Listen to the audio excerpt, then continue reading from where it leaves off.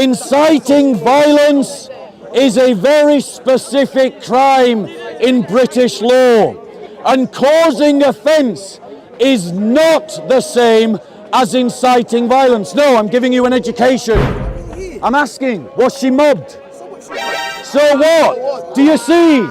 Do you see? Exactly. So all the progressives, are you listening? A small Christian woman was mobbed by Muslim men, and his answer is, so what? I say that we introduce a law in the United Kingdom that will make the burqa and the niqab illegal.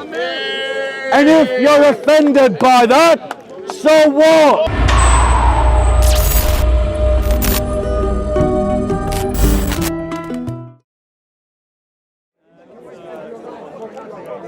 So the next topic, ladies and gentlemen, that I'm going to talk about is about a brief history of identity in Europe.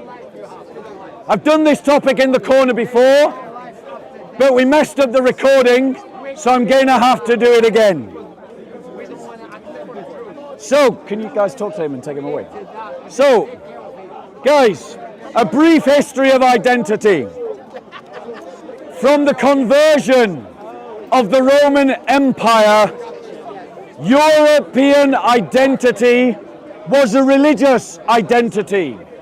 Christians organized their society, the loci of organization was religion.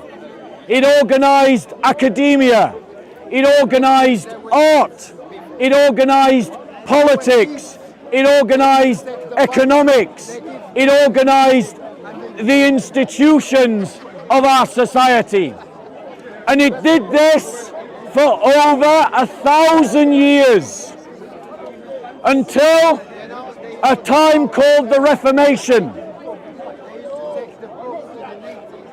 At the Reformation, there was a civil war so devastating that it killed tens of millions of Christians as Christian fought Christian, Protestant against Catholic, and millions of Christians died. This traumatized Europe so much that it searched for a new way to organize society.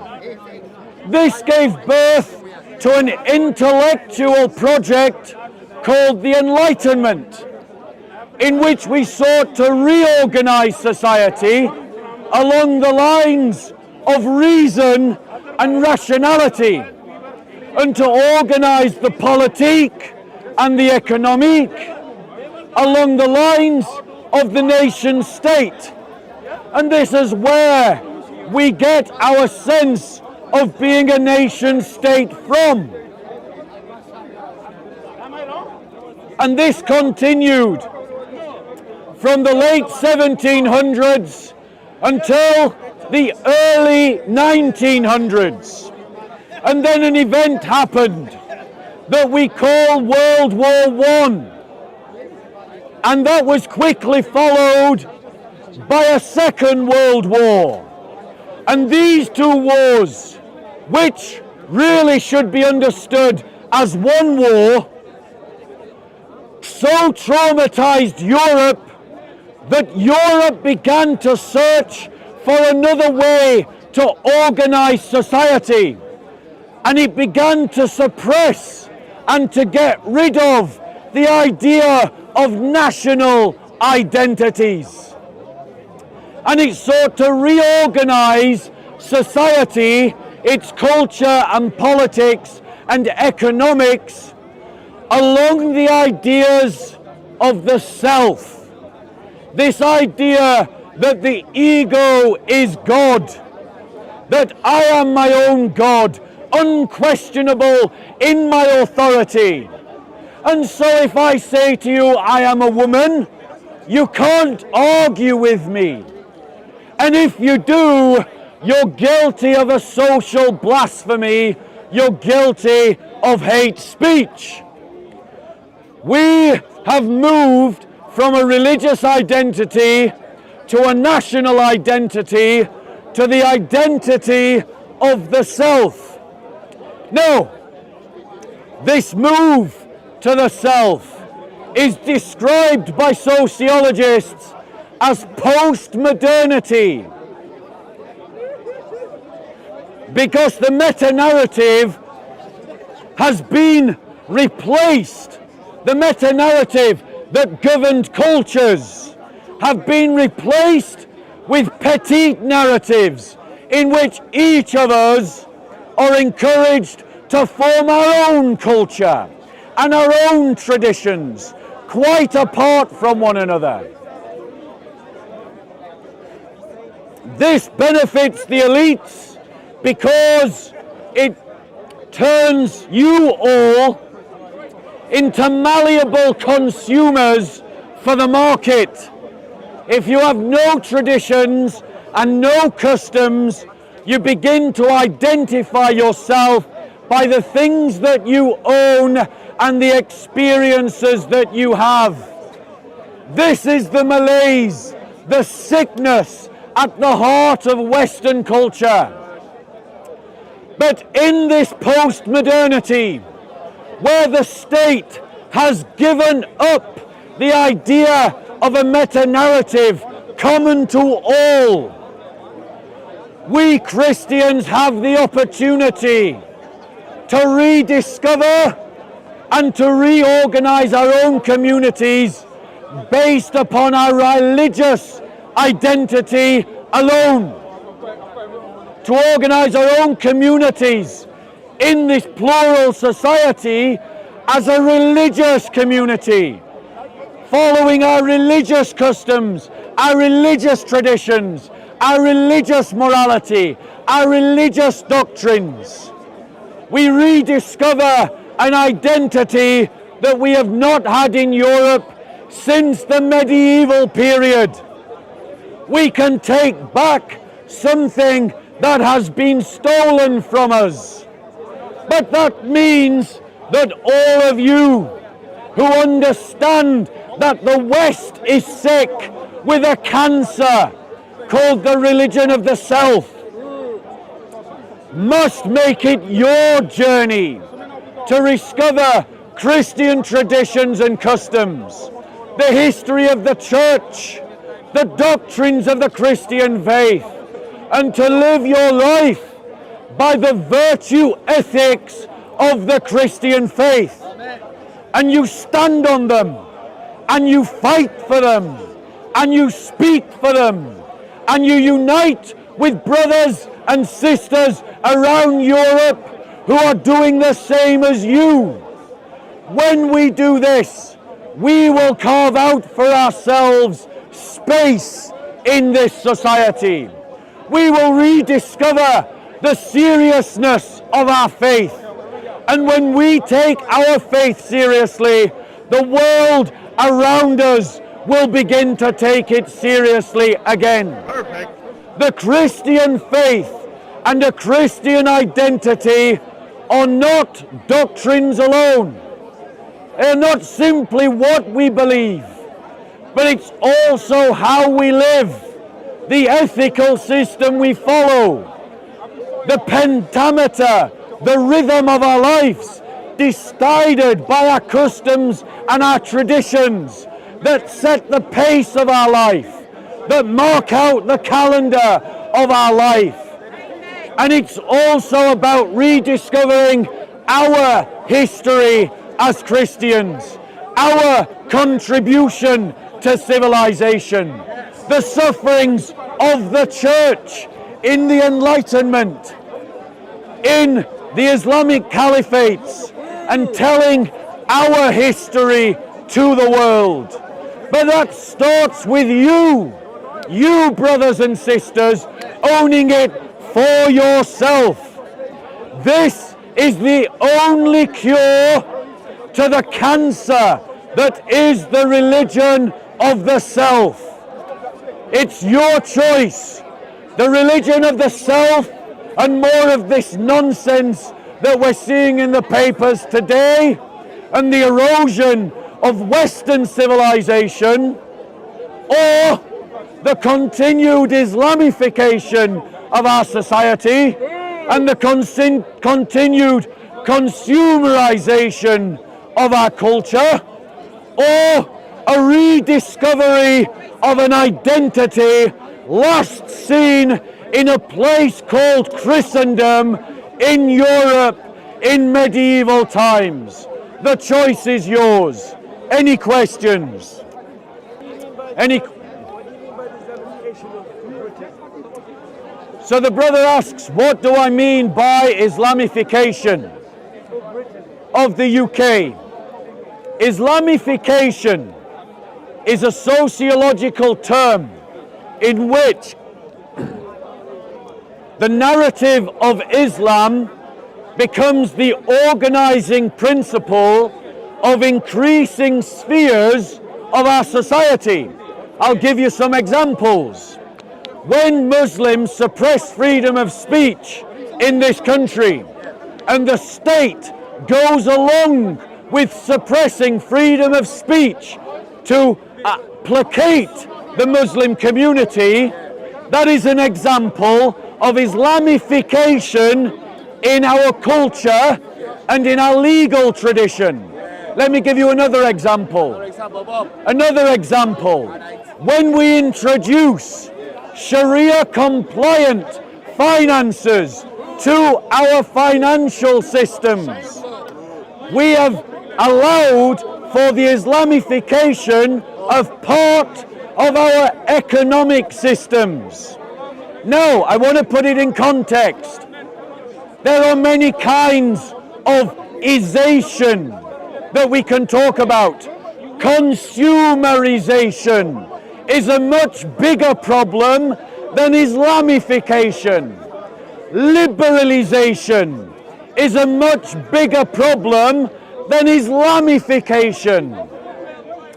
We Christians need to get into the habit of Christianization. We need to rediscover the art of Christianizing the economics, the political, the cultural, and the legal. So I hope that answers your question. Wait. Let someone ask a question, then we come back. Okay, let someone else ask. Okay, make a remark, but I'm not going to go on. One example. That was general. Give me an incident where the Muslims suppressed free speech. 2 weeks ago, here in the park, What did he say, Bob? he asked for an example where Muslims have suppressed free speech. I will give you 2 examples. One happened right here in the park 2 weeks ago. A Christian sister wore a t-shirt that was offensive to Muslims. A mob of Muslim men surrounded her, and the police, rather than upholding her right to freedom of expression, suppressed her freedom of speech, arresting her. Let me finish. Shameful behavior. But when the French Republic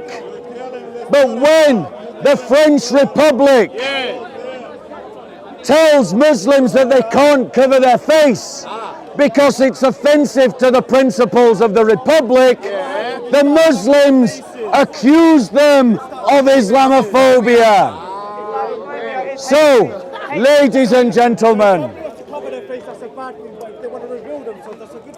the point is, let me deal with his point, because his point is based on a fallacy. The fact of the matter is, offence is a subjective thing. You take offence at something. You don't give offence, you take it. So the Muslims take offence at the t-shirt that Hatun wore, or at the lessons taught by the teachers in North England and in France. But the French Republic takes offence at the idea of the face covering. So why is it when Muslims take offence, everyone should listen? But when the French take offence, his reply is, so what? That, ladies and gentlemen, so what, he said. That, ladies and gentlemen, is the supremacist culture that I am warning you about. They believe that it is okay for them, the Islamists, not all Muslims, but the Islamists believe that they can offend you and you have to suck it up. But if you offend them, it should be considered a hate crime. Wake up to what is amongst us and stand up to these Islamist hypocrites and their double standards.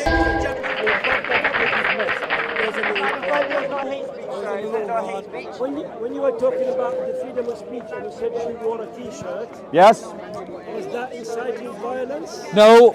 or freedom of speech? Was she Yes, talking? the question was the t-shirt inciting violence or was it her free speech?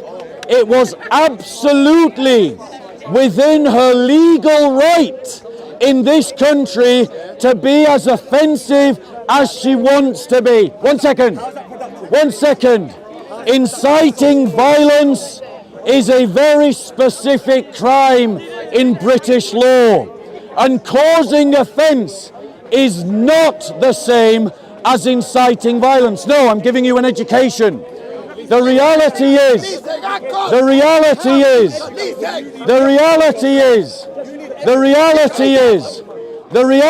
is that the Muslims insist that they have the right to offend the French Republic and French culture by wearing the niqab, even though millions of French people find this offensive, but they insist upon their right to be offensive.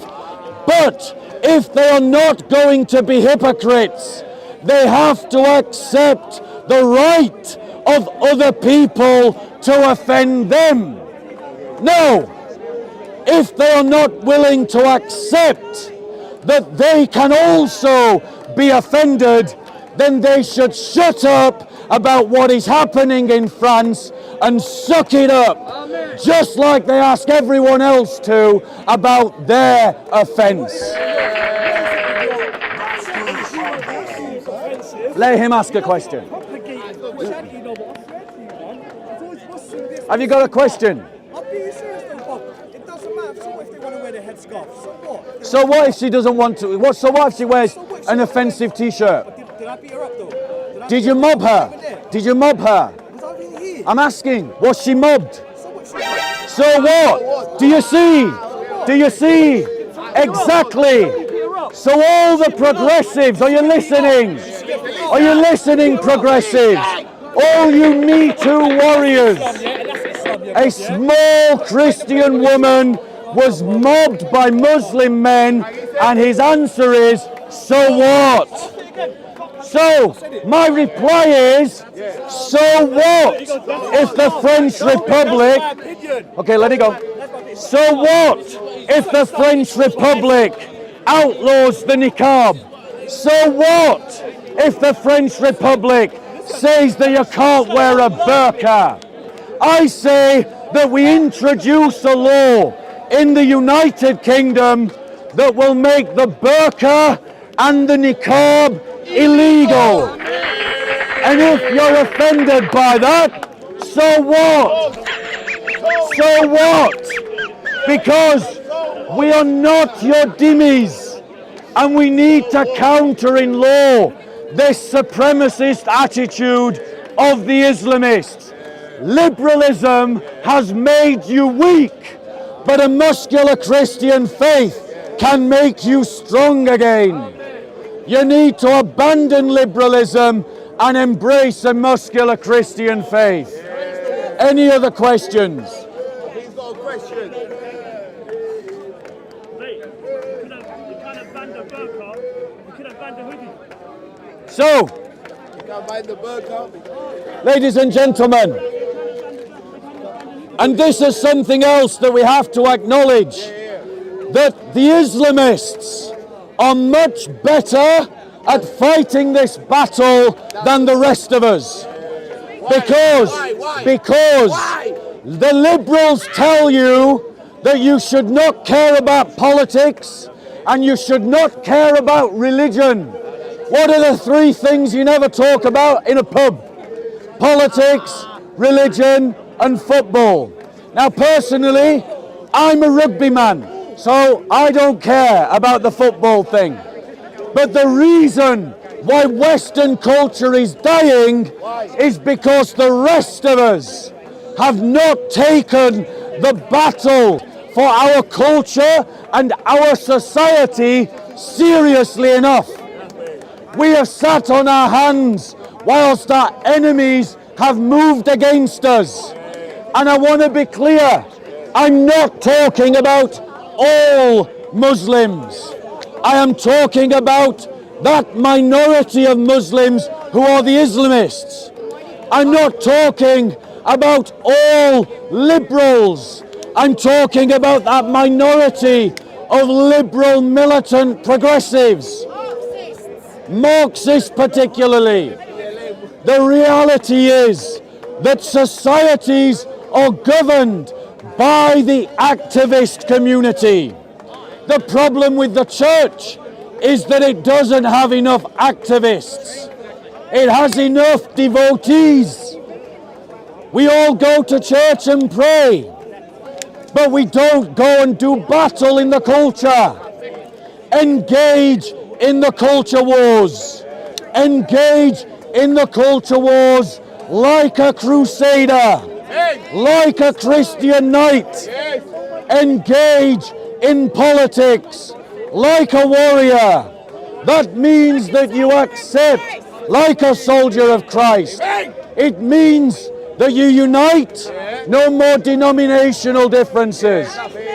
It means that you train yourselves, educate yourselves about political science, about sociology, about economic science, how these things affect behavior.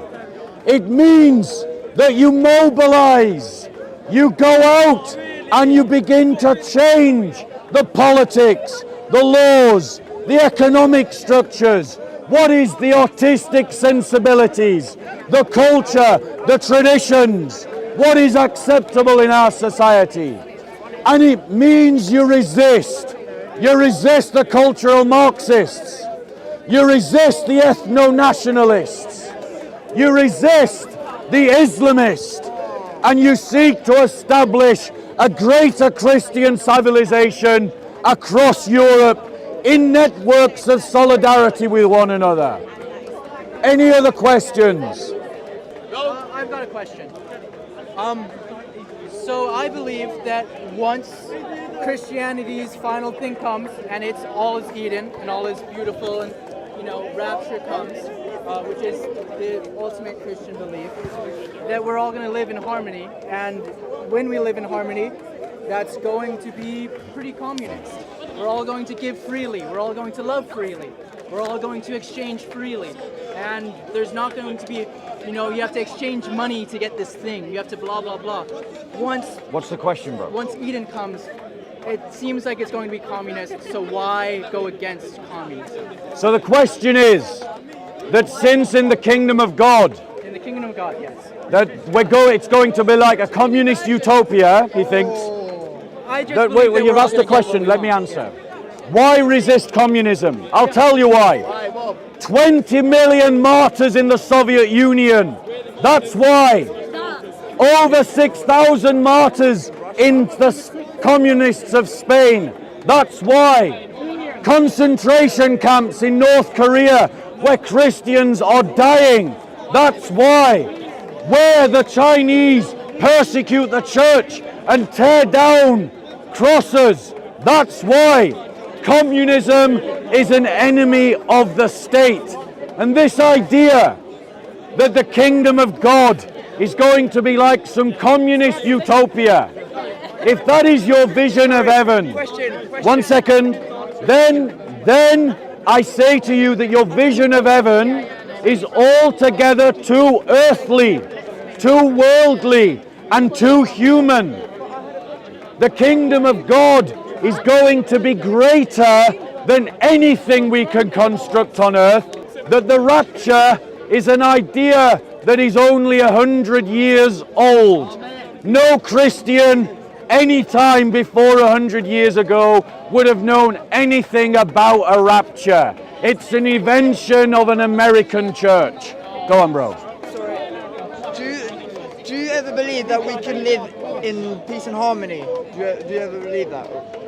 Obviously within the Christian church and within the Muslim society. Could we ever live in peace and harmony? In a Muslim society? Yeah. So the question was asked, What's the question? do you believe that in a Muslim society we can live in peace and harmony? Well, my answer to that is simple. My answer to that is simple.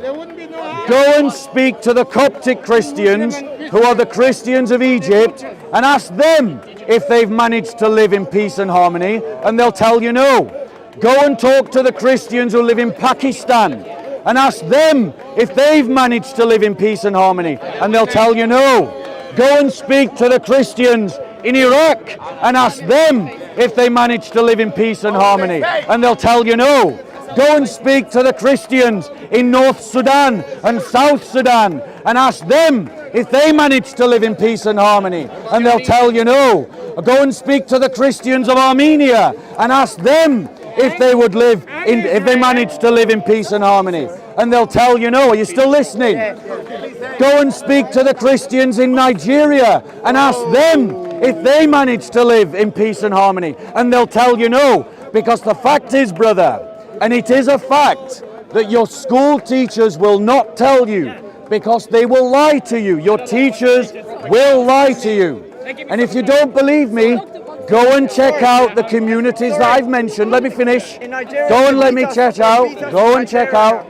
Go and check out the Christian communities that I mentioned to you.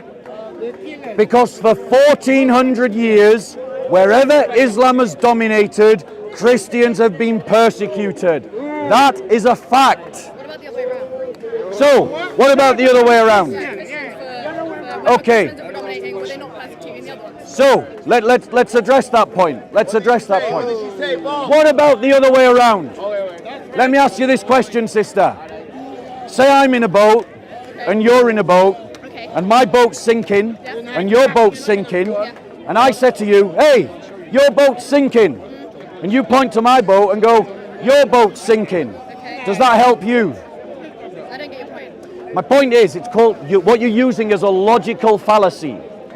It's a logical fallacy. So I'll explain. A logical fallacy, are you listening?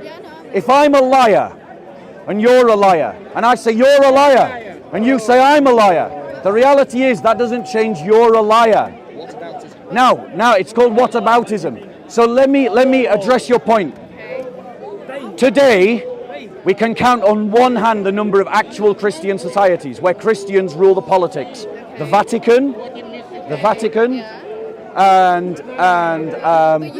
one second. In the Vatican, there are Muslim refugees invited by the Pope. They have a prayer room. They're allowed to practice their religion. They're not persecuted. I'm telling you, in every society where Muslims dominate, Christians have been persecuted. Why?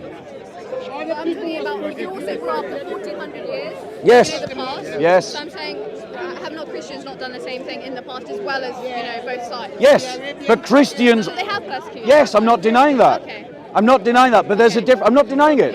It's a fair point. But what I'm saying to you, it doesn't help Islam to say, well, you did it too. Doesn't make Islam valid because someone else also did evil. It doesn't make it invalid. Right, but what does make it invalid? Because you cut to a point now. What makes it invalid is that I can point to you things in Islamic teaching that justify the persecution of my people. But I could give you a New Testament and you won't be able to point to anything that Christians did anywhere to justify the persecution of Muslims. In other words, when Christians persecuted Muslims, and we did, it went against our religion. But when Muslims persecuted Christians, and they did, and they still are, they're following the example of Muhammad. And that's why Islam is false and Christianity is true. Because which is a better moral system? The one that... See, I don't know enough information about each. So Well, I'd encourage you to look into Christianity. Sorry, he was right. In Nigeria, do you know what they do in Nigeria? In Nigeria, they beat us. They cause us. What about the Spanish in the Americas? Kill the Incas? What about the so-called founding fathers in America? We've already talked about it. If you were actually listening, we'd already addressed that. So what, sister? You just get that here. Don't worry, you're safe. No one's going to hurt you. So what I'm saying to you, yeah, don't worry. There's enough guys that will jump in if anybody got silly. Trust me. So you're all right. What I'm saying to you is you need to explore the Christian faith, right? Rubbish. Let me show you something in Islamic law. Okay. So Islam has do you want to stand this side of me, away from that sky? Are you sure? Okay. So in Islamic law, there's a rule that says that if you kill someone, you have to pay them blood money, right? I'll take that with you. That's John's gospel. That's got some high cost. Yeah. In Nigeria, Let me so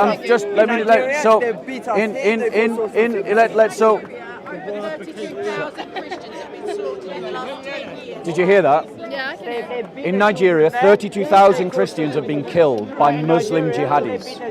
And Muslims won't accept that. They won't confront it. They won't challenge it. She's a girl, bro. No, this is how we deal in IPAC. Yeah. okay, that's fine. So This is the people's. do you wanna stand this side? So the point that I'm trying to make to you, in Islam, there's a law. It's called blood money. So if someone kills someone else, they've got to pay them compensation. Okay, right? Doesn't matter what the value is. What matters is if say me and you are walking across a road. I don't know if you're a Muslim or not, but let's just pretend you're a Muslim, I'm a Christian. We're walking across a road in an Islamic culture. We both get hit by a car. The blood money that gets paid to your family is more than what would be paid for a Christian woman. And the reason why is because you're a Muslim and she's a Christian.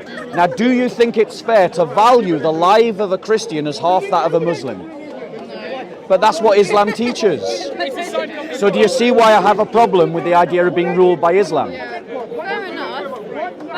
Would you suggest this country, any religion ruling a country is good? Yeah, would you Yes. say that? Really? Yes. Really? You wouldn't Yes. say they're just diverse cultures? Because- You wouldn't say that Christians might turn to Yeah. doing the same thing like they have in the past? Yeah, so what I'm saying to you is, you can't remove religion from the equation. No, obviously, no. In government. But you can't. What I'm saying is, you can't even remove it from government, Okay. because a religion is a worldview, right?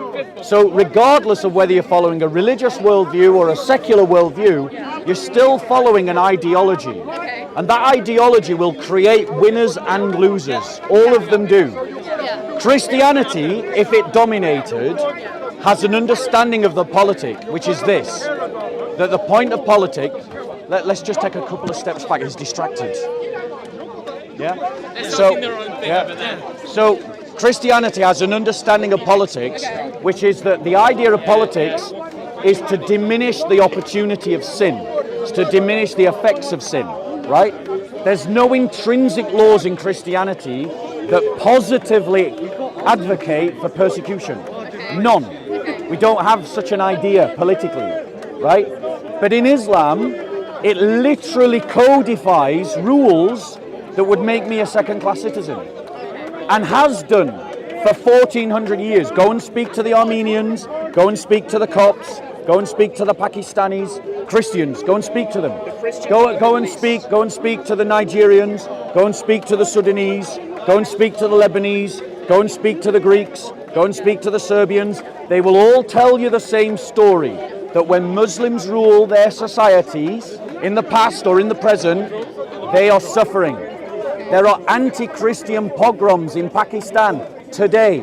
There are anti-Christian pogroms in Egypt today.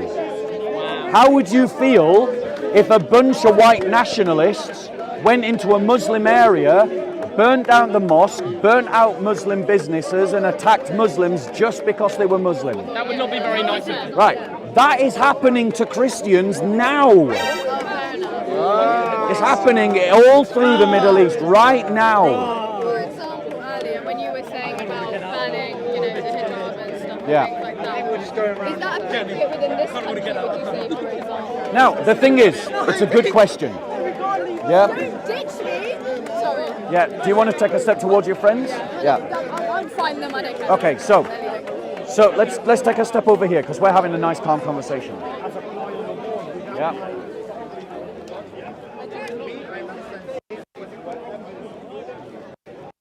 So the point that I'm making to you is, in terms of the hijab, in terms of the face covering, right?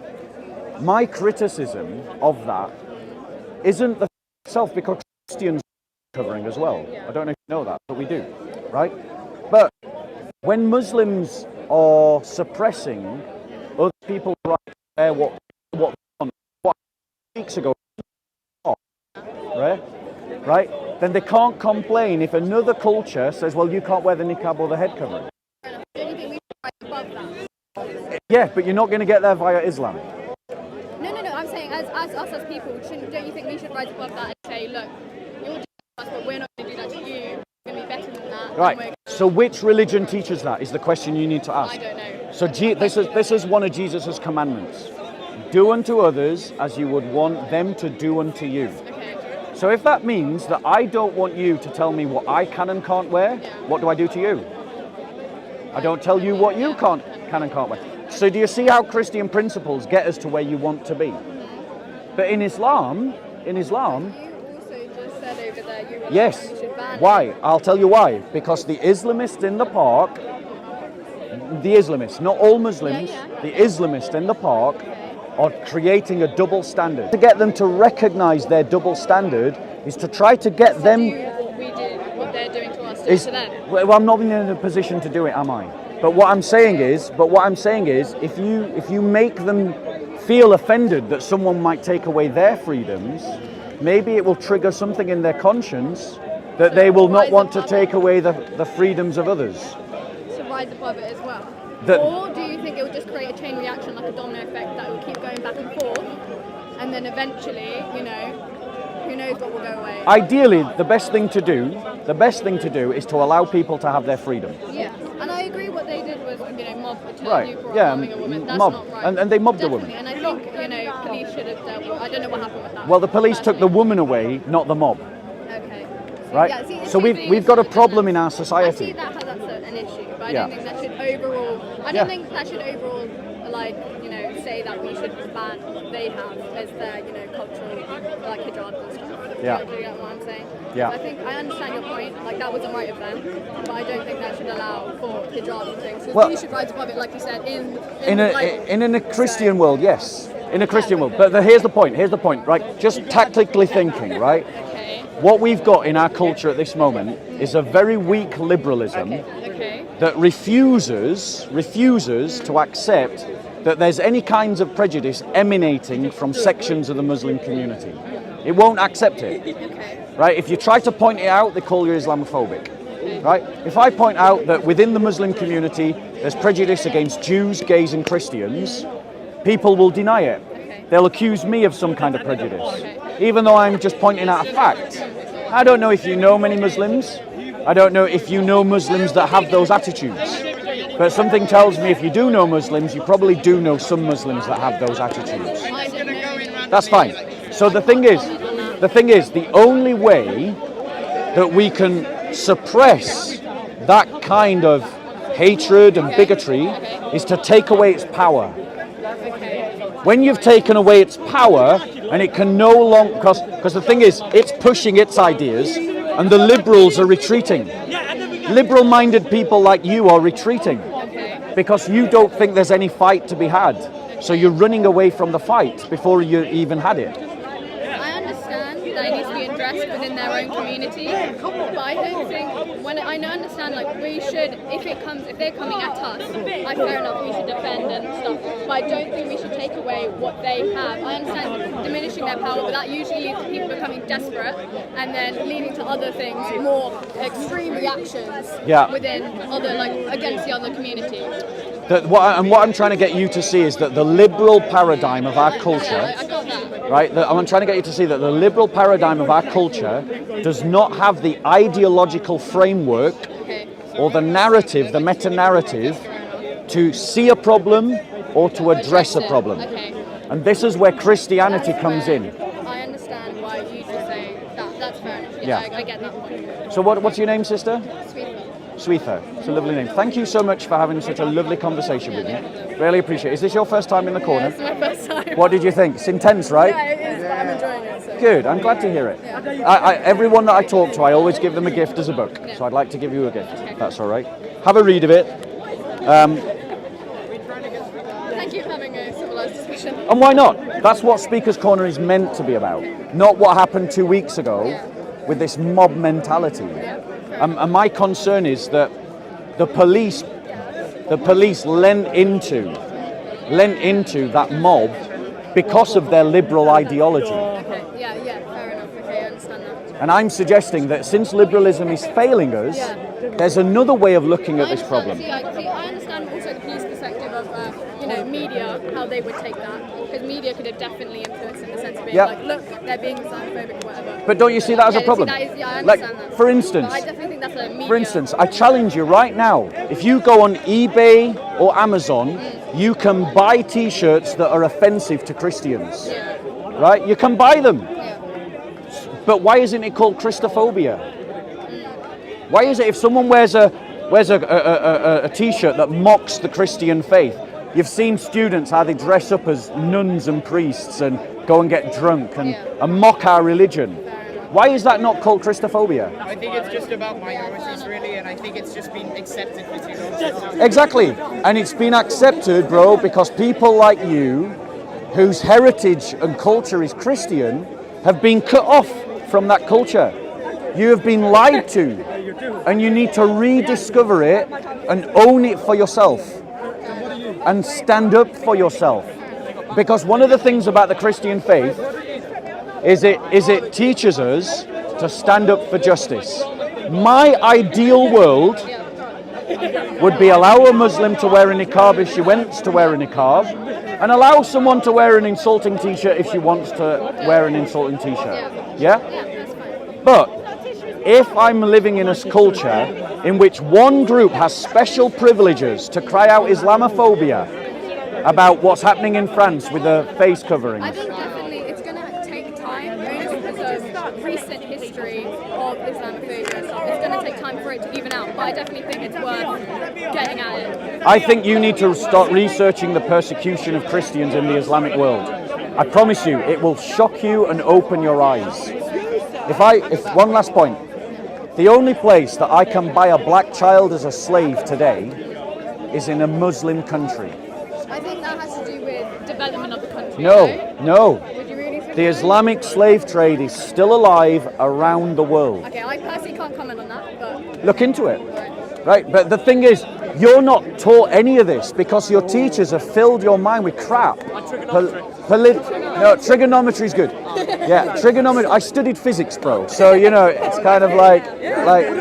He's doing Well, yeah, but only at primary school. So my point to you is, you know all this political correct nonsense that you hear, right? It's all a lie. They put filters over your eyes so you can't see what's happening.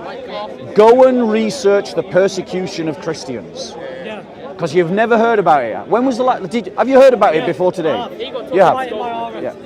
Have you heard about it? Well, yeah, I know They're the biggest denomination that's punished by the rest of the world. Yeah. And do you know?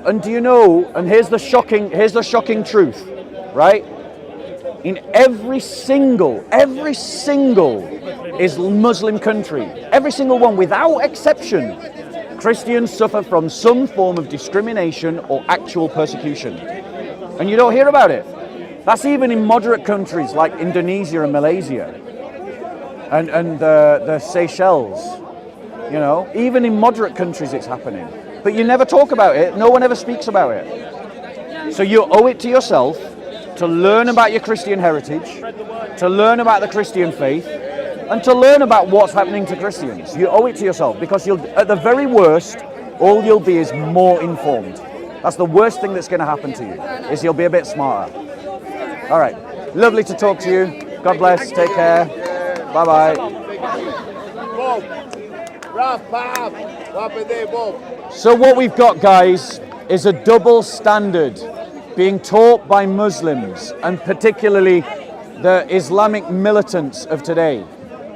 They are screaming blue murder about the fact that the French Republic has taken away rights to dress how you want.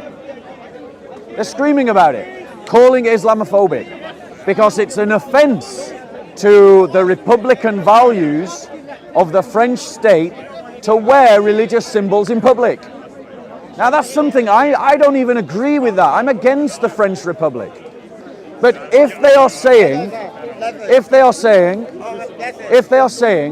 that it's Islamophobic to do that, then why is it not a prejudice when they suppress Hatun Tasha's right to wear a t-shirt? Why is it not a prejudice when they suppress a teacher in France's right to teach, or a teacher in the north of England to teach in the UK? Exactly. And why is the liberal state bending into these attitudes? Why? The thing is, if they can say you can't wear that because we find it offensive, then the French Republic can say you can't wear that because we find it offensive. Muslims need to reconcile themselves to the idea that if they want to be able to offend other people like they do in France with their niqabs and their burqas, then they have to accept that they themselves can be offended. But they won't, because they feel superior though, Bob. But the thing is, because they sense the liberal establishment is weak, they push. And when they push, the liberal elites give ground. And each time they give ground, they encourage the Islamists to push some more. So what's the solution? What's the solution, Bob? The solution is a muscular Christian faith that pushes back, that takes ground. And we can do that by rediscovering our identity.